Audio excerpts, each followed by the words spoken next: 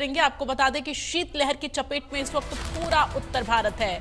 हरियाणा में भी शीतलहर का सितम जारी है। कई जिलों में इस वक्त पारा लुढ़क गया है और पहाड़ी हवाओं ने इस वक्त लोगों की जो मुश्किलें हैं वो बढ़ा दी हैं। ठंड से बचने के लिए लोग अलाव का सहारा ले रहे हैं। आपको बता दें कि पहाड़ी इलाकों में हो रही बर्फबारी की वजह से मैदानी इलाकों में सर्द हवाओं के साथ साथ शीतलहर का प्रकोप जो है वो जारी है।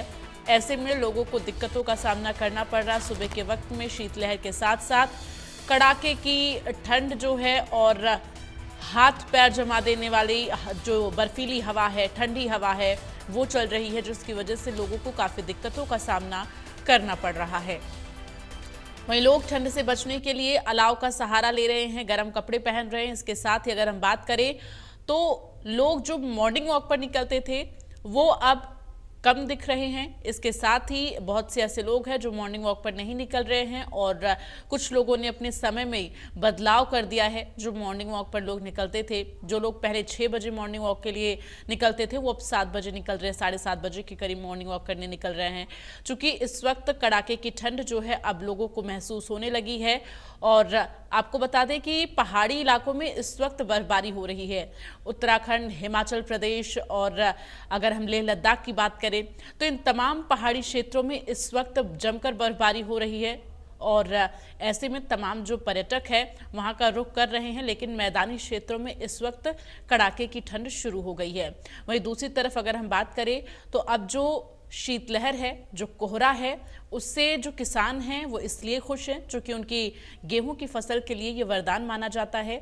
तो फिलहाल अभी लोगों को दिक्कतें हो रही हैं, लेकिन ये जो मौसम है इनमें बदलाव होता रहता है।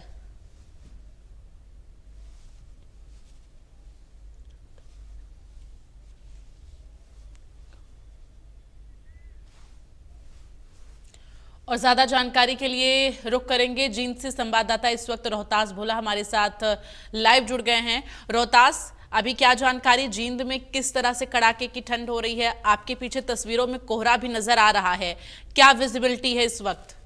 जी, मैं आपको बताना चाहूंगा प्रदेश भर में जहां पर 16 जिलों में येलो अलर्ट कर दिया गया, वहां जो शीतलहर है उसका प्रकोप जारी है। और वहीं बात करें दिसंबर, आज 16 दिसंबर है, इसमें जो आठ पाने वाली ठंड है वो ज्यादा बढ़ जाती है। वहीं बात करें तो जो ठंड है उसके कारण से जो पैदावार की बात करें, गेहूं की जो फसल है उसमें ज्यादा पैदावार होती है। जहां पर पानी लगाया जाता है किसान मशीन के माने तो उस पर लगातार आप देखते हैं सूर्य देवता भी आपको सामने से दिखाई दे रहा है। जहां पर जो सुबह की ठंड है वो बढ़ने लगी, जहां पर ज्यादा अक्सर से परेशानी विद्यार्थियों को ज्यादा पड़ती है। जो स्कूल टाइम होता है उसमें जाना पड़ता है ठंड के कारण से। जहां मॉर्निंग वॉक की बात है, मॉर्निंग वॉक भी कम हो जाती है। मैं आपको तस्वीरों में दिखाना चाहता हूँ सुबह का जो दृश्य है वो पौधों पर किस तरह की जो ठंड है वो सर देखने में मिल रहा है। जहाँ पर जो बूंदे मेरे सामने जो कैमरे में आप देख रहे हैं वही लगातार बंद करे तो ठंड का असर है पूरे हरियाणा में बढ़ता जा रहा है। जहाँ पर 16 जिलों में ये अलर्ट जारी करा। जींद की बात करें तो ठंड का असर है वो देखने को मिलेगा। जो आज तापमान की बात करें तो जो शीतलहर है वो चलने की संभावना बनी हुई। जी बिल्कुल, ऐसे में रोहताश अगर हम बात करें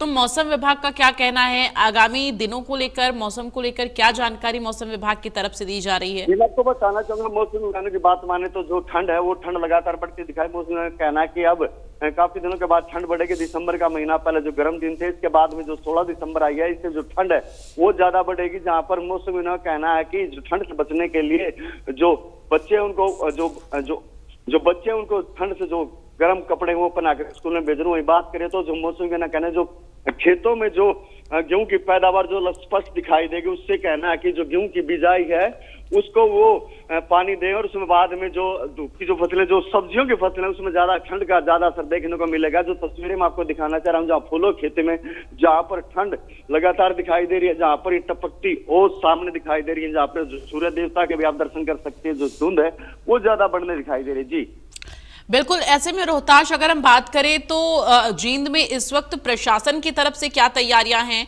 चूंकि जगह जगह इस वक्त अलाव की व्यवस्था करना, जो बाहरी लोग अगर जिले में आ रहे हैं उनके ठहराव के लिए उचित प्रबंध करना, क्या कुछ अभी जानकारी इसको लेकर?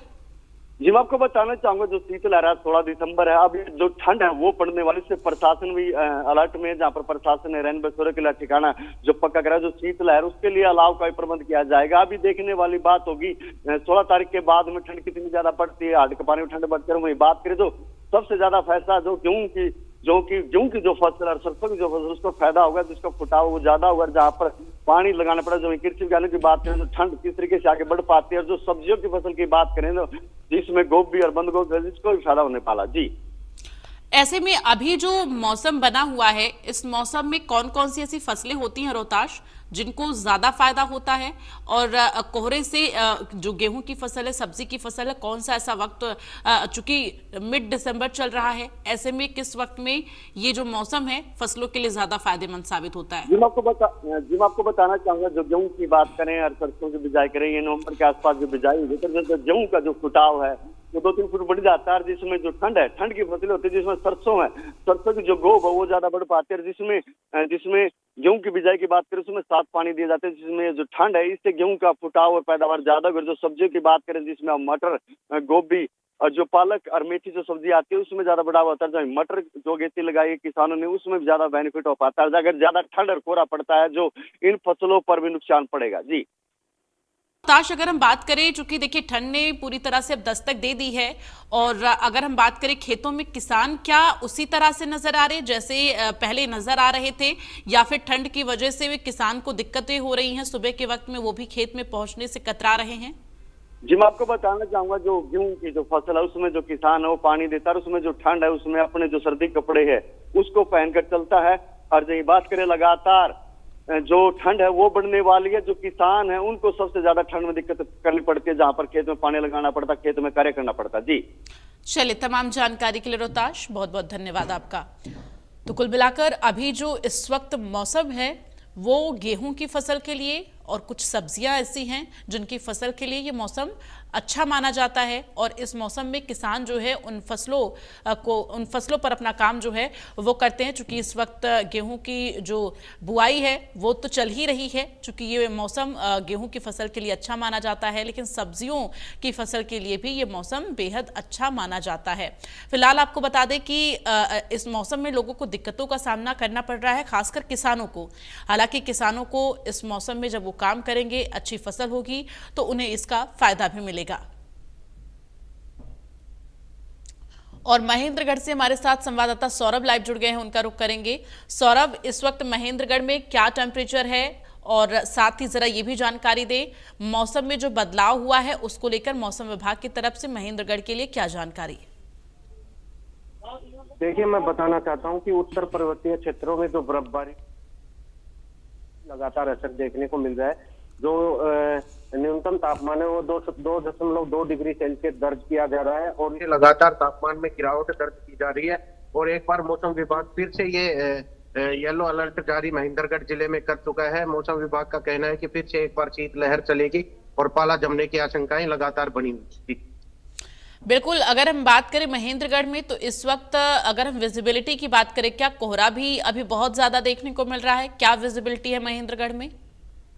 जी, विजिबिलिटी की अगर बात करूं तो महेंद्रगढ़ में अभी कोहरे की कोई भी परत नजर नहीं आई है, ना ही कोहरा जमा है। लेकिन पाला पिछले 4-5 दिन से लगातार जमा हुआ है, और जो न्यूनतम तापमान में उसमें लगातार गिरावट दर्ज की जा रही है, और शीतलहर चलने का प्रकोप लगातार जारी है। रात में जो है ठंड बहुत ज्यादा बढ़ जाती है, जिसके कारण लोगों को भारी परेशानियों का सामना करना पड़ता है। लोग लगातार अलाव का सहारा लेके अपने आप को बचाव करने की कोशिश करते हैं। जी सौरभ, वैसे तो अगर हम कोहरे की बात करें तो गेहूं की फसल के लिए तो अच्छा माना जाता है, लेकिन अगर पाले की बात की जाए तो क्या इससे खेती जो होती है, गेहूं की जो फसल है उसको नुकसान पहुंचता है? क्या कौन कौन सी ऐसी फसलें हैं जिससे पाला पड़ने पर उसको नुकसान पहुंचता है?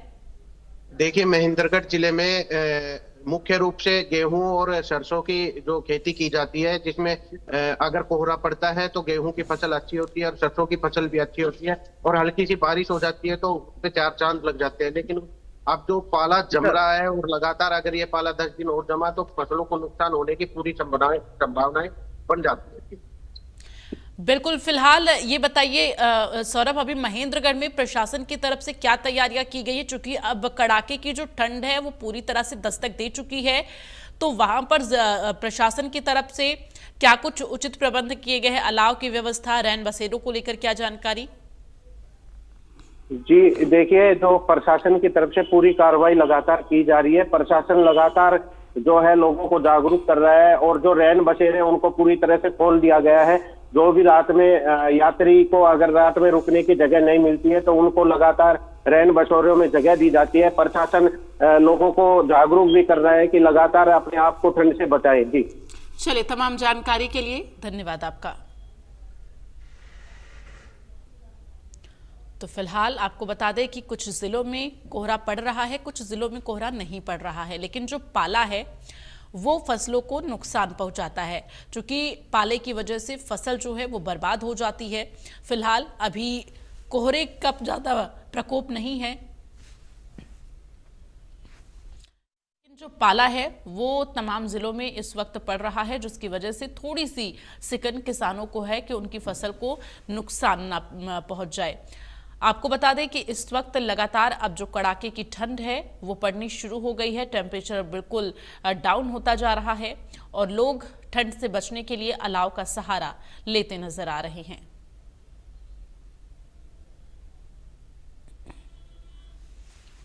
और इस वक्त संवाददाता सोनू वर्मा नूह से हमारे साथ लाइव जुड़ गए हैं। सोनू, नूह में क्या टेम्परेचर है अभी? वहां पर कोहरा पड़ रहा है क्या? कोहरा अगर पड़ रहा है, विजिबिलिटी क्या है? कि यहाँ पर सिर्फ सुबह शाम की ठंड यहाँ पर देखी जा रही है। वहीं बता दें कि कोहरे की अगर बात करें, कोहरे अभी यहाँ पर नूह जिले में अभी नहीं पड़ा है, लेकिन बता दें कि ठंड है जो सुबह शाम की ठंड शुरू हो चुकी है और शीत लहर यहाँ पर चल रही है, लेकिन कोहरा अभी यहाँ पर नहीं पता चालू है। वहीं बता दें कि इस ठंड को लेकर लगातार स्वास्थ्य विभाग द्वारा भी गाइडलाइन जारी की जा रही है कि कोई स्वास्थ्य मतलब सुबह के टाइम निकलते समय कपड़े और अपने मुंह ढक कर निकले। और वहीं बता दें कि लगातार जो मरीज हैं वो खांसी जुकाम को लेकर हॉस्पिटल के चक्कर काट रहे हैं, तो वहीं भी स्वास्थ्य विभाग की इसकी तैयारी हमने पूरी कर ली है। और वहीं बता दें कि दवाइयां का भी पूरी बंदोबस्त यहाँ पे कर लिया गया है। जी सोनू, अगर हम बात करें तो नूह में किसानों का क्या कहना है इस मौसम को लेकर? ये मौसम जो है अभी जैसा कि कोहरा पड़ नहीं रहा है, पाला पड़ रहा है, उनका क्या कहना है? उनकी खेती के लिए कितना फायदेमंद है, कितना नुकसानदायक है? बिल्कुल बता दें कि जो कोहरा पड़ने रह गया कि सरसों की अगर बात कर रहे हैं, सरसों पर काफी नुकसान इसमें देखा जा सकता है। लेकिन बता देंगे अगर कोहरा पड़ता है तो कहीं ना कहीं गेहूं की जो फसल है उसका काफी फायदा इसमें मिलेगा, क्योंकि अभी बता दें कि जो पानी जो खासतौर में पानी दिया जाता है तो उसकी भी काफी दिक्कतें आ रही है लोगों को, क्योंकि अगर कोहरा पड़ता है तो कहीं ना कहीं परेशानी उनकी दूर हो सकती है। लेकिन सरसों की जो फसल है उसमें काफी नुकसान देखा जा सकता है अगर कोहरा पड़ता है आगे चलके। लेकिन बता दें कि गेहूं की फसल पे ऐसा कोई भी जो प्रभाव नहीं पड़ेगा कोहरे का, और गेहूं की फसल अच्छी होगी। जितनी ठंड पड़ेगी उतनी ज्यादा फसल गेहूं की अच्छी होती नजर आएगी। ऐसे में नूह में प्रशासन की तरफ से व्यवस्थाएं चाक चौबंद कर ली गई हैं क्या? रैन बसेरों को लेकर स्थिति क्या अभी वहां पर नूह में है? क्या रैन बसेरों को पूरी तरह से साफ सुथरा कर दिया गया है क्या लोगों के ठहराव के लिए? रैन बसेरे की अगर बात करते हैं, क्योंकि नूह में रैन बसेरा बना हुआ है और उसको लेकर साफ सफाई वहां पर कर दी गई है। वह जिला प्रशासन ने जो कंबल की व्यवस्था है, जो भी बेड की व्यवस्था है, सारी वहां पर कर दी है। और वो बता दें कि पूरी सुविधा वहां पर दी गई है ताकि कोई आने जाने लोगों को या ठहरने वालों को कोई भी किसी तरह की कोई परेशानी ना हो। लेकिन फिलहाल बता दें कि अभी 4-5 बेड का यहाँ पर बनाया गया है और वहाँ पर पूरी व्यवस्था यहाँ पर की गई है। प्रशासन द्वारा कोई कमी यहाँ पर नहीं छोड़ी जा रही है स्वास्थ्य को लेकर खासकर। चलिए, तमाम जानकारी के लिए धन्यवाद आपका।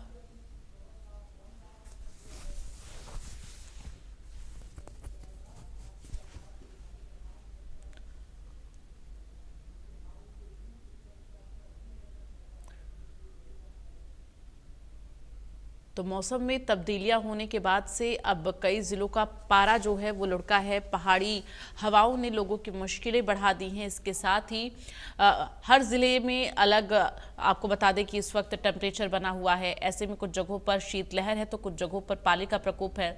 और कुछ जो किसान हैं वो इस वक्त ये जो शीतलहर है, कोहरा है, कोहरे की वजह से फसल अच्छी भी हो सकती है, लेकिन पाला जो है वो फसलों को नुकसान पहुंचा सकता है।